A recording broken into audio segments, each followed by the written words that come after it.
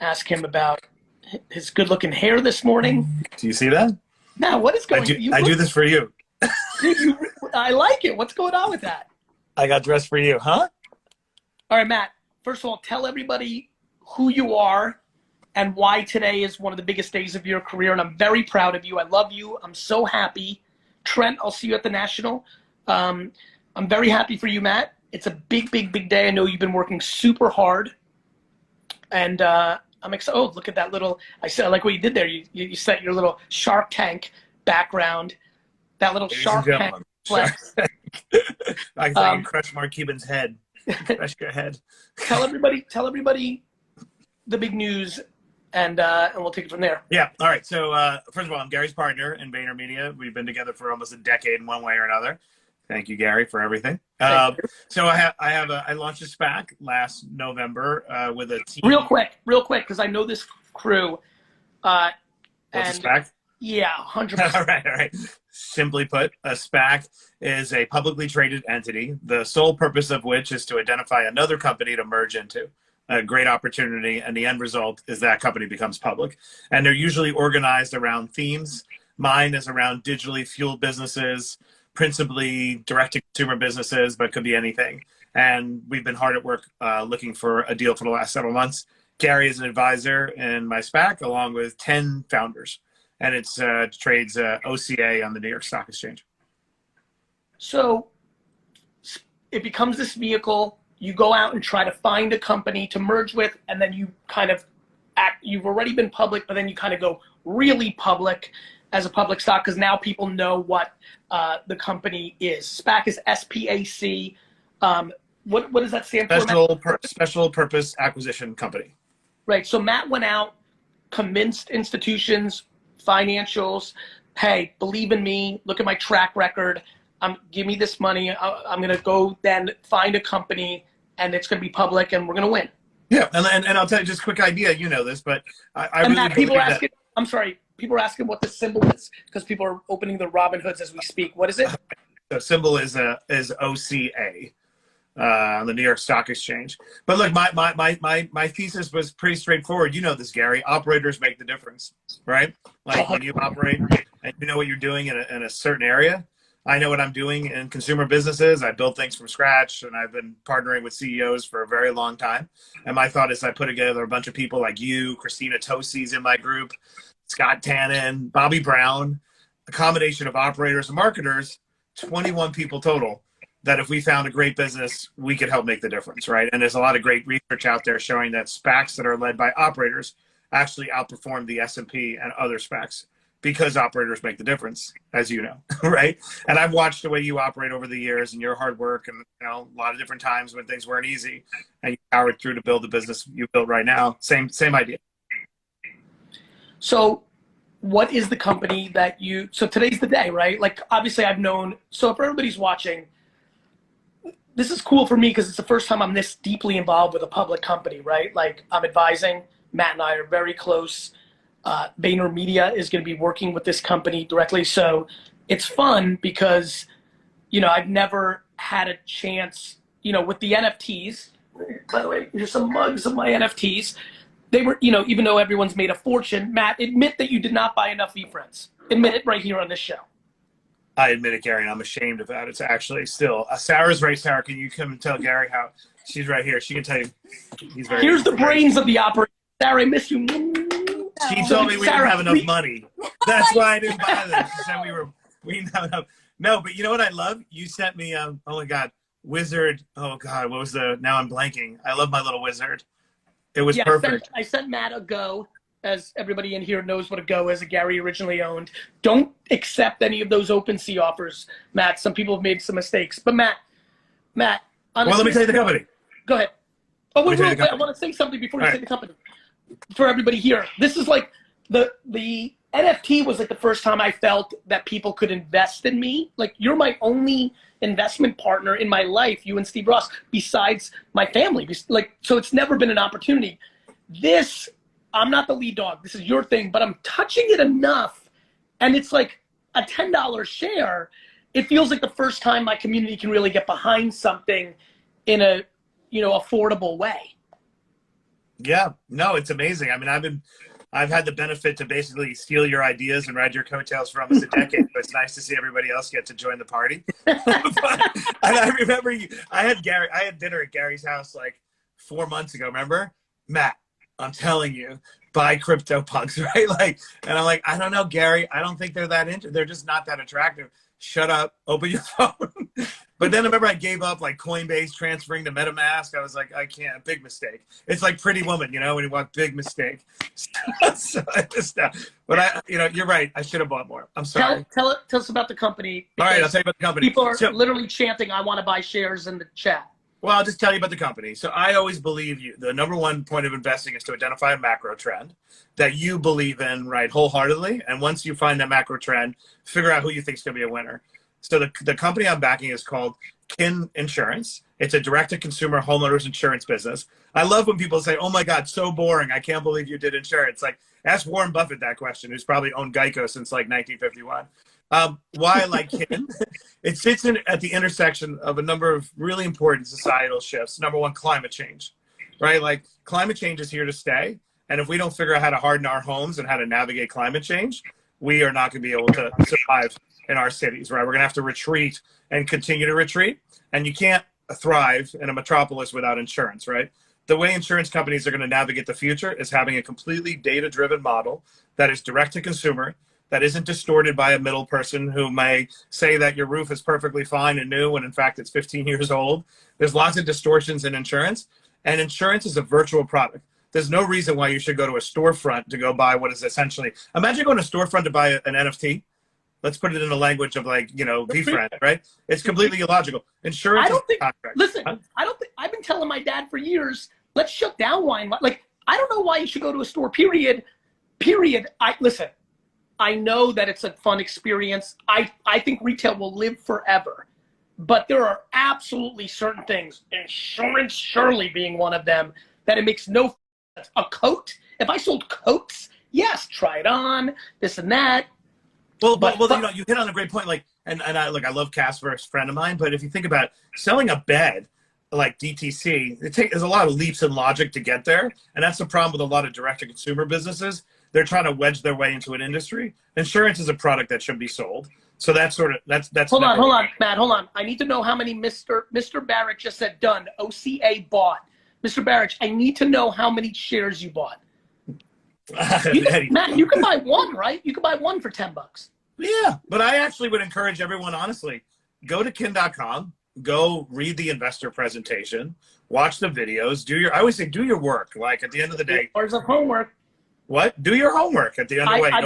I've been, everybody here knows, I've been yelling, do 50 hours of homework on NFTs.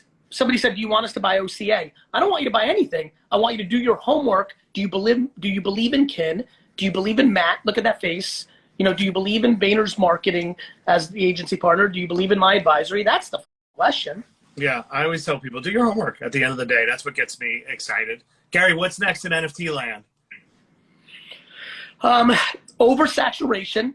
Every day, Matt, there's a CryptoPunks type project, right? I love Fame Lady. Like, there's a lot of great ones. Bored Ape Yacht Club deserves a ton of credit. It became the other breakout hit. What's going to happen now is 1998 internet stock, right? CryptoPunks, Bored Ape, I'd like to think VFriends, they're going to be the Amazon and eBay of 1999, 2000 internet public stock, right? The problem is every day there's 30 new this, and they're all characters, right? This snail, this vampire, this ninja. There's just so many. And right now, literally 800 different, 1,500, 5,000 different teams are trying to make their 10,000 token launch. What's going to happen is in the next 6 to 12 months, everyone's going to realize you can't be in all those discords. You can't be in all this stuff. Like, it's just going to be tough, right? And so whether it's whether it's Candy Digital, which I'm doing with Ruben and those guys, whether it's VFriend, like, people are going to have to consolidate, and there's only going to be 5 to 15 monster projects in this era, and a lot of projects are going to go down, and a lot of people are going to lose money, which is going to then make people say, oh, fad, this, that, and then just like the internet stocks, then 2003 will come, and Web 2.0 will come.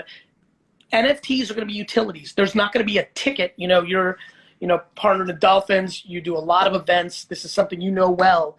There's no logical sense. No different than kin. Like saying there's no logical sense to go to a storefront to buy insurance. There's no logical sense for any ticket at Madison Square Garden. Can you see it, Matt?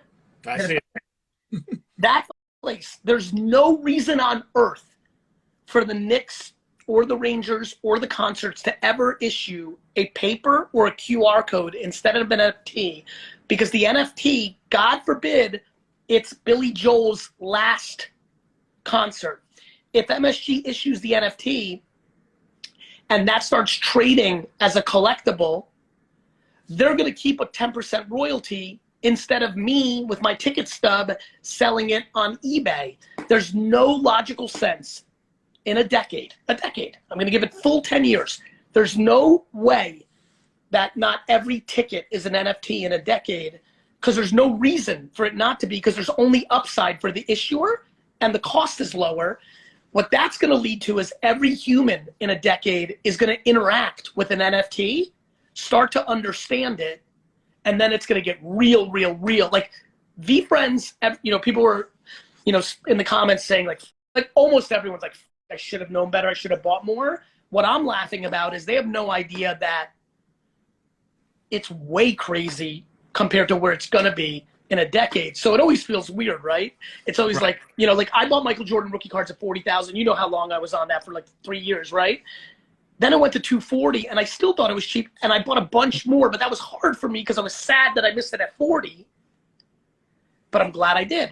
One sold for 800 last night. So anyway. But wait, are you more excited by the idea of that things can have a smart contract and then there's a residual like income stream? Yeah, to me. Or are you more excited about the art part? No, you know, to me, all this collectible stuff is just a small percentage. Call it 15%. The 85% is that the smart contract's going to meet, you know, Ross Equinox, right? Why would Equinox's membership not be an NFT? I could resell it when I'm not using it, have to buy it back, and Equinox is winning. Like it's going to completely take over, but it's going to take 5 years, 7 years for people to figure it out. No different, by the way, let's go back to your world, no different than the company you chose, because I've been close to it. With Kin, like I remember when people were starting internet insurance companies with like funny domain names 15 years ago, 10 years ago, and they've obviously advanced on this model. But now here we are where there's no logical sense to not do it. Yeah, that's how I feel. And that's why I encourage anybody watching right now, do your homework, check out kin.com. Really passionate about it, but I want you to hold on, big shout. I don't know if you could see the comments. I'm sorry to interrupt. We got to give shout outs to everybody. DC Original just said, just bought a share of OCA. Matt, well, every share counts. Thank you for supporting me. But more importantly, do your homework. I want you to go to kin.com and check out the research. Gary, I'm going to let you go. I really love you. Appreciate you, man. You're the best. Best to AJ, best to you. I hope to see you soon. Recap for everybody who came in late. This is Matt Higgins. Yeah, really quick. So my company today, OCA, announced a merger with Kin. Kin is a direct-to-consumer insurance business that's using data to help navigate climate change without going through a middleman. If you're interested, please go to kin.com and check out the investor presentation. Thank you, everybody. Matt, 1 second. And for recap for everybody, Matt was the president of the New York Jets years and years and years ago. Yeah, executive vice president. But executive vice president, thank you. He was told by his sales team that there's this maniac Jets fan who owns a fairly large business in New Jersey. We're building a new stadium. We're having trouble selling the skyboxes of the last lame duck season. Go and close him. Matt comes. Yeah.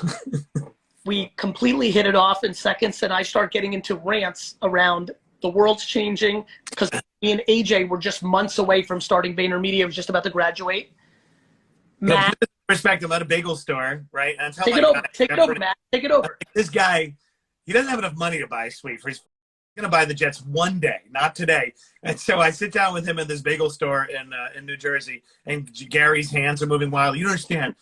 Twitter's just the beginning. This was 2009, right, Gary? Everyone's going to have a phone, and they're going to be Comcast and NBC all in their own hands, and the big companies are battleship carriers and they're not going to be able to keep up. Me and my brother AJ are going to start a firm. He's still in college, and we're going to crush it, and no one's going to be able to keep up. First 10 minutes, I'm like, I can't believe I got to tell this guy sweet. But in the second 10 minutes, I was like, I don't know. He might have a point. I might be able to ride these coattails. So, remember, Gary? I'm claiming credit for being the first client. I know others compete with this thing.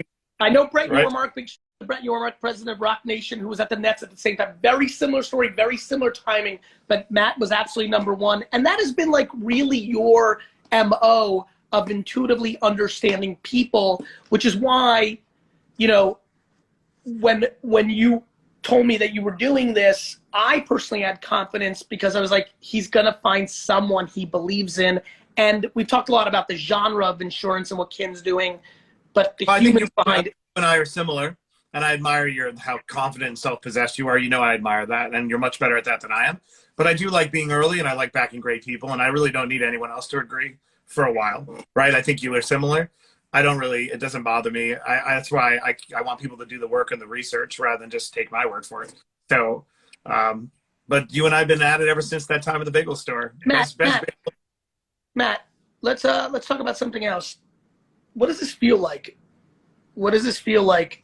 Like you've been working super hard on this. Like, what does it feel like today?